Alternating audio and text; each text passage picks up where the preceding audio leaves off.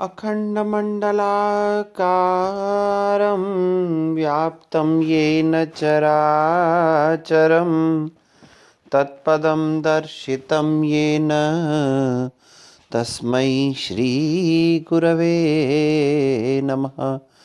तस्मै श्रीगुरवे नमः। तस्मै श्रीगुरवे नमः। जिस तपोवन में योगेंद्रायण ने अवंतिका के रूप में अपनी रानी वासवदत्ता को राजकुमारी पद्मावती के पास धरोहर के रूप में रखा, जब वे वहीं तपोवन में हैं तभी सहसा एक ब्रह्मचारी का वहां आगमन होता है। कंचुकी उस ब्रह्मचारी का यथायोग्य सत्कार करके पूछते हैं।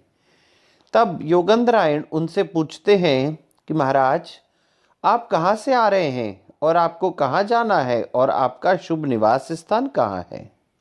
तब ब्रह्मचारी कहता है कि मैं वत्सराज उदयन के लावणक नामक ग्राम में वेदों के अध्ययन के लिए रहता हूँ। जैसे ही योगेंद्रायण ने लावणक नाम के ग्राम का और वासवदत्ता ने लावणक नाम सुना, तब उनका संताप नवीन सा हो जाता है। अच्छा, तो क्या आपका विद्याध्ययन समाप्त हो गया? ब्रह्मचारी कहता है, नहीं नहीं, विद्या तो समाप्त नहीं हुई, लेकिन लावणक ग्राम में एक विपदा आ गई। कैसी विपदा? योगेंद्रायण सब जानते हैं, लेकिन वहां अनजान होकर के पूछते हैं, कैसी विपत्ति आ गई? ब्रह्मचारी कहता है कि वहां उदयन नाम के राजा रहते थे। अच्छा अच्छा, हाँ हाँ, सुना हुआ है। तो उनकी अवंती नरेश की एक राजकुमारी वासवदत्ता उनकी बहुत ही प्यारी पत्नी थी। अच्छा, फिर क्या हुआ?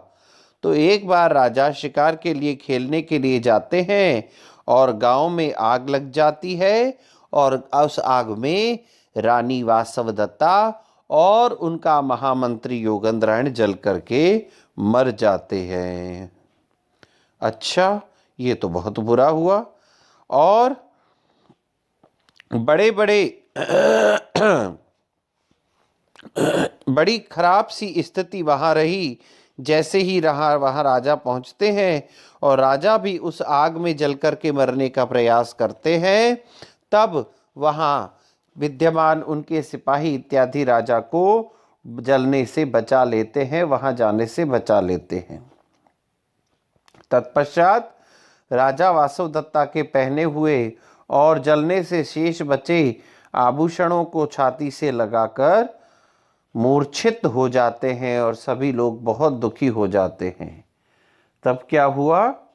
तब कहते हैं कि जब राजा को अचानक से होश आता है और भूमि पर लौटने से दूर दूसरे शरीर वाले अचानक से राजा उठ जाते हैं और चिल्लाने लगते हैं, हा अवंती कुमारी, हा वासवदत्ता, हा प्रिय शिष्य।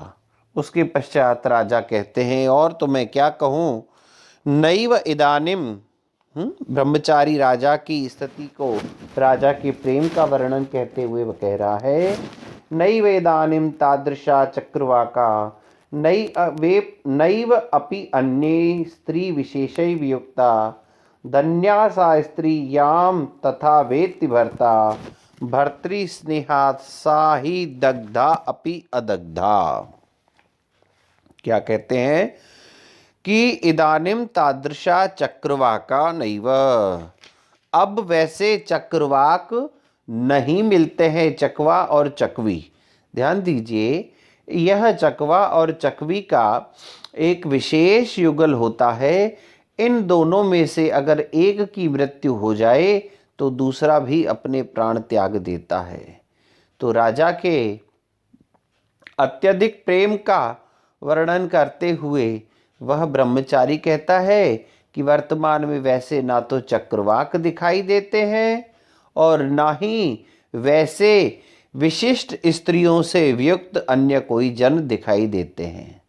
धन्या सा स्त्री याम तथा वेत्ति भर्ता, धन्य है वह स्त्री जिसको उसका पति इतना प्रेम करता है, वह वासवदत्ता धन्य है जिसको उसका पति इतना प्रेम करता है। भर्तृ स्नेहात्, अपने भर्ता के स्नेह के कारण, पति के प्रेम के कारण से, सा दग्धा ही अपि अदग्धा, वह जलकर के भी निश्चित रूप से वह नहीं जली है, अर्थात वह अमर हो चुकी है। तब योगेंद्रायण पूछता है, तो एक बात बताइए, क्या वहाँ महाराज को संभालने का किसी ने कोई प्रयास नहीं किया गया? तब ब्रह्मचारी कहता है, नहीं नहीं, ऐसी बात नहीं है।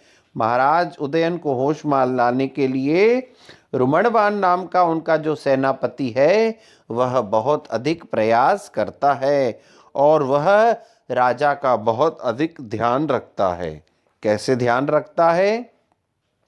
अनाहारे तुल्य प्रतत रुदित क्षाम वदनः, शरीरे संस्कारम नृपति समदुखम व परिवहन, दिवा वा रात्रौ वा परिचरति यत्नै नरपतिम, नृपः प्राणान् सद्यस्त्यजति यदि तस्यापि उपरमः।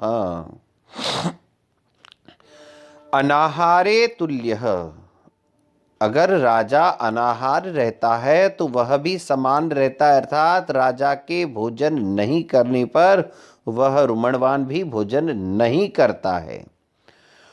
प्रतत रुदित क्षाम वदन, निरंतर रोते रहने से मलिन वदन वाले राजा उदयन के समान, शरीरे नृपति सम दुखम, राजा के समान दुख को अनुभव करते हुए, संस्कारम परिवहन, संस्कारों का निर्वाह करते हुए उसने भी नहाना धोना छोड़ दिया है। और क्या कहते हैं?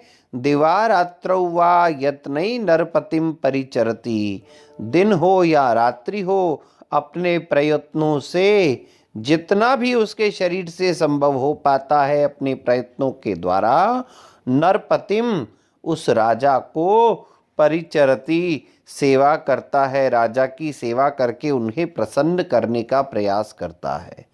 राजा भोजन करता है तो वह भोजन करता है, राजा के रोने पर उसे भी रोना आ जाता है, राजा के दुखों का अनुभव करते हुए उसके दैनिक संस्कार भी छूट चुके हैं। दिन और रात्र वह अपने प्रयत्नों के द्वारा राजा उदयन को प्रसन्न करने की और उनकी सेवा करने की कोशिश करता रहता है। यदि नृपः प्राणान् त्यजति, यदि ऐसा हो जाए, कदाचित राजा अपने प्राणों को त्याग दे, तदा तस्यापि उपरमः स्यात्, तो ऐसा मान लीजिए कि उसका भी उपरम हो जाए, उसकी भी मृत्यु निश्चित हो जाए। वह राजा की इस प्रकार से सेवा कर रहा है। योगेंद्रायण को ब्रह्मचारी बता रहा है कि राजा उदयन का एक सेनापति है जो रुमणवान नाम का है, वह बहुत भली प्रकार से राजा की सेवा कर रहा है और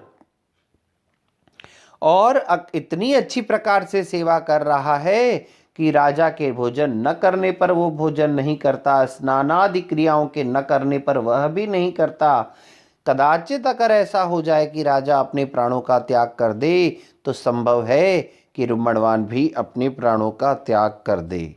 तब वासवदत्ता और योगेंद्रायण मन में सोचते हैं कि हमने सौभाग्यवश राजा को एक बहुत ही अच्छे मनुष्य के हाथ में सौंप करके आए हैं, अच्छे मनुष्य के हाथ में राजा की देखरेख के लिए रख करके आए हैं। उसके पश्चात योगेंद्रायण और ब्रह्मचारी के मध्य में क्या वार्तालाप होता है, इस विषय में चर्चा हम अगली कक्षा में करेंगे।